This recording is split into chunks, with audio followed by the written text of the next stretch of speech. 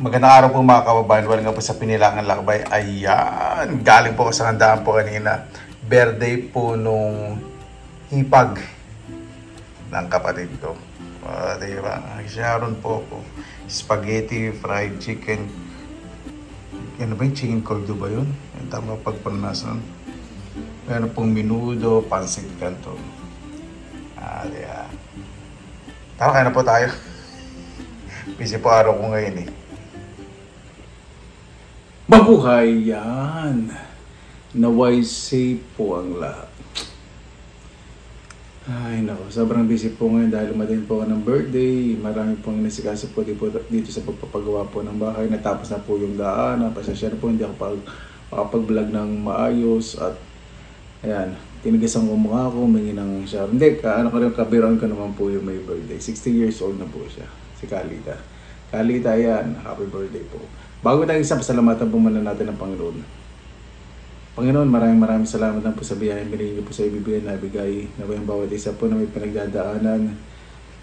Lalo na po yung may mga sakit, spiritual, mental, physical ay gumaling po. Saan po ang kanilang binabawasan. Naway amin pong mga mahal sa buhay na malalayo po sa kanilang mga pamilya ay ligtas po, Panginoon. Kaya na po ang bahala po sa sinusukan na po namin sa inyo lahat sa kanila ni Jesus. Hindi pa ako magkakanin, syempre may spaghetti, may pansit canton. Ito po maranahin natin. Ano ba? Yung spaghetti. Hindi ko alam kung maubos ko po ito, hindi ko pipilitin sarili ko. Alam niyo naman po pag nagmumukbang, di ba? In-enjoy ko lang po yung sarili ko. Meron po ako ditong tubig, hindi po malamig, at mainit na tubig. Dahil kanina sa sabsaban, ibig sabihin kanina hindi po yung sabsaban na ano. Marami ko na kaya mag-hot water ako saka lukewarm water. Ganyan po ako. Tapos kumain, nagtsatsa po ako. Tsatsa po ako. Okay, mainit na tubig. Mostly mainit na tubig po.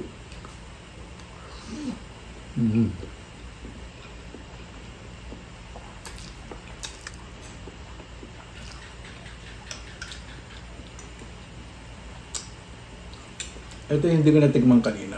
Itong spaghetti. Ito pansit canton, menudo, fried chicken, chicken caldo. Natikman ko. Sarap.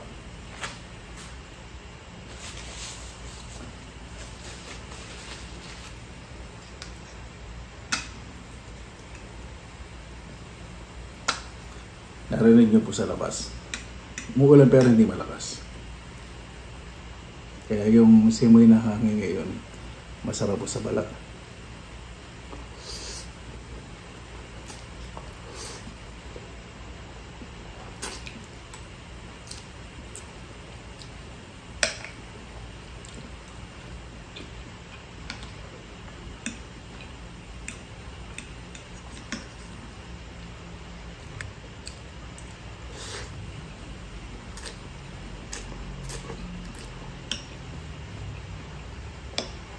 Sarap na pagkakaluto nila sa pansit canton.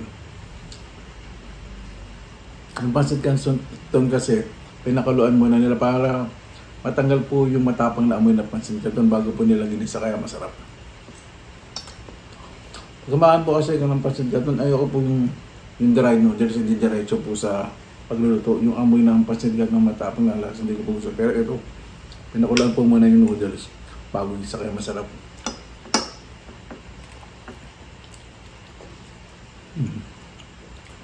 Sarap talaga ng menudo.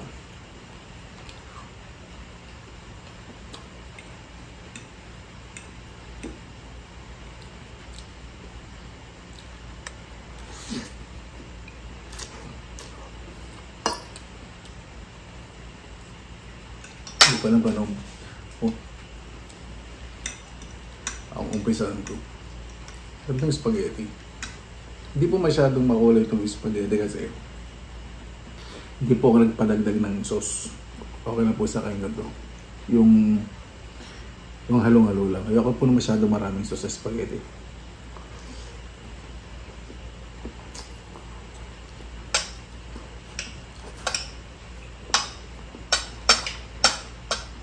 Tama-tama yung permission pala. Sa ako na po, kutsara tinidor ako ngayon. Hindi ko na pwedeng kamay mo, di ba? Pwede rin naman, kaya lang hindi maganda sa yung spaghetti. May kanin. Yung fried chicken may crispiness pa rin kahit sinaron.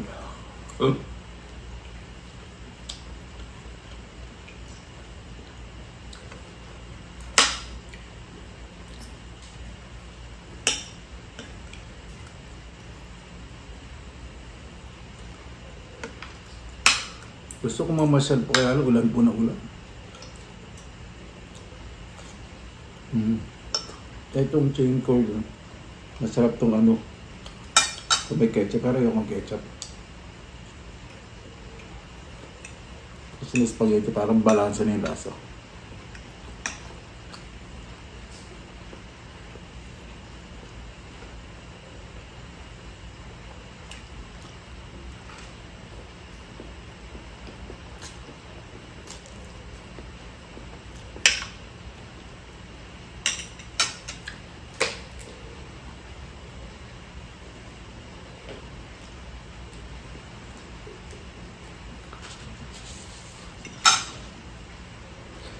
Sa kanto.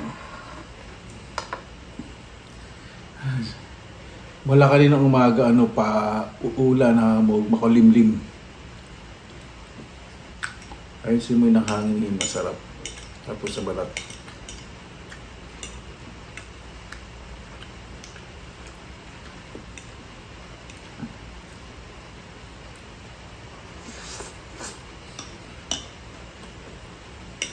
Nakakatawa po kanina eh.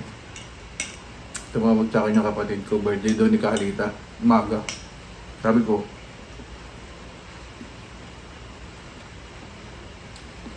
ano ang OOTD, outfit of the day? Naman niya basta, pumarma ka. Tapos sabi ko, pakita ko may punta, may emergency meeting po ako. Tapos sabi ko lang, tapos nagpasundo po ako mga 1:30. Ito, forma pa talaga ako. Gino kapatid ko, siyempre hindi papakabugong. Sinundo niya ako, nakita ko naka-shorts na, naka-chinelas, naka-t-shirt. Tapos yung pala, inibad lang ni Kalita, yung mga kakilala lang, makamag-ano. Pagdating ko doon, parang ako may birthday.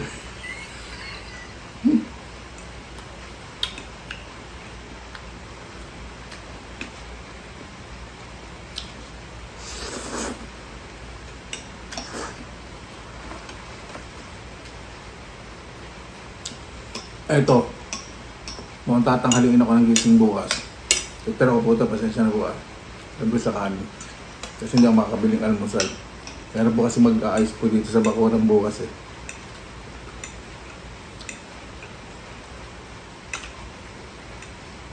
Meron akong tinapay na tasty.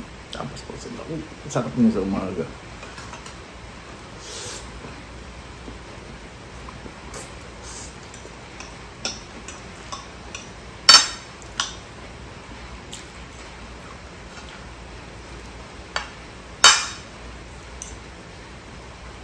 Ito bago po ilagay sa ref, ibabalik ko po sa microwave para hindi mapanis. Kaya isa nga, medyo palalamigin ko ng bago, palalamigin ko, palalagay ko sa ref. Pitara ko itong dalawa. Hindi ako magluluto bukas ng umaga. Baka hanggang tanghalian na yan. O hindi. Almusal sa merienda sa umaga.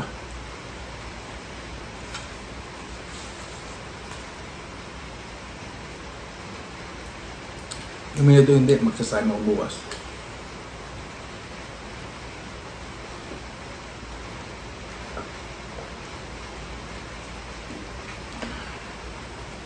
Tapos, ano po tayo dito? Hot water. Di pa ako tapos, parang gusto pang umahin, kaya lang eh. Kailangan almusal bukas.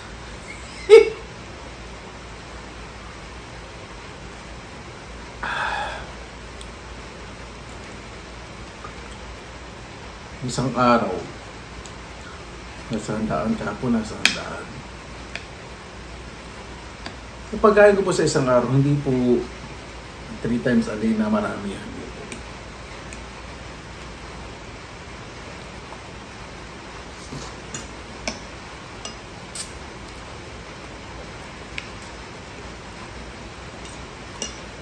Minsan po doon ang nag-aamusal. Minsan tanghali na ako nagigising. Pero kasi nagigising po ako 5-6 a.m. Tanghali na po sa akin yung 8 a.m. Pag nagigising ako ng 8 a.m. doon. Pero dahil may minuto, ito po yung paborito sa handaan. Minuto at sangkay.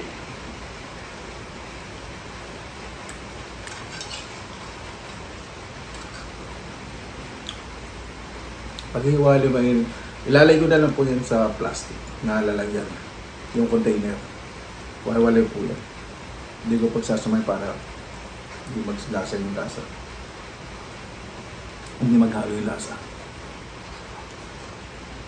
Bali na, tataka mo sa fried chicken.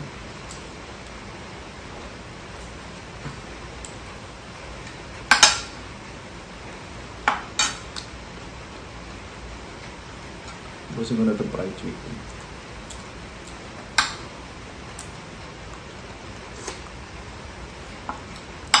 Apraso na lang. 2 subo na lang pala.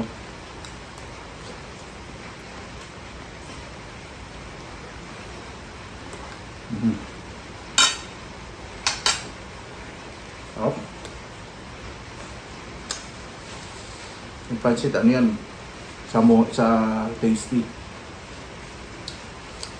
Almusal, menudo sa kanin. Kasain ako. Tapos itong pancit sa tasty with matching cordon.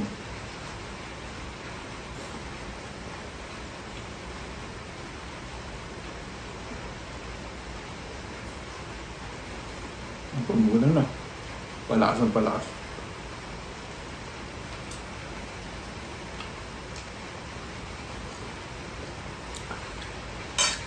Kung ubusin dyan lang, gamitin. Tama na yung explanation, pasensya na po. Dami rin spaghetti dyan.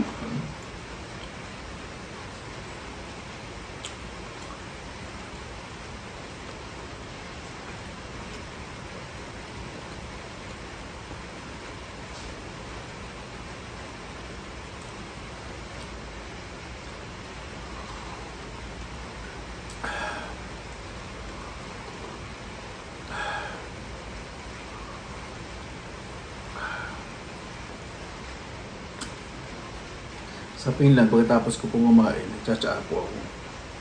Malakas po ako sa tsaa sa Finland kasi medyo malamig. Dito tubig. Kung nakikita niyo pang nagsasoft drinks sa mukbang minsan, hindi po whole day nagsasoft drinks ako.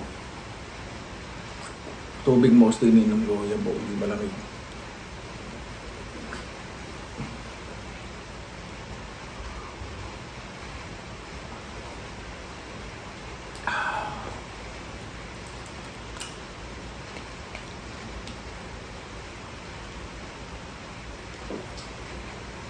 Sarap ng spaghetti. Kaya po gusto ko yung kapit yung sarsa at saka yung po nung overflow yung sarsa. Tama lang. Para po bago tayo tapos, pasalamatan po muna natin ang Panginoon. Panginoon, maraming salamat po sa biyaya na ibigay niyo po sa amin sa araw na to. Naway ang bawat isa po mula sa gising sa kanilang pagtulog at pasalamatan po ang bawat biyaya na marating po sa kanila.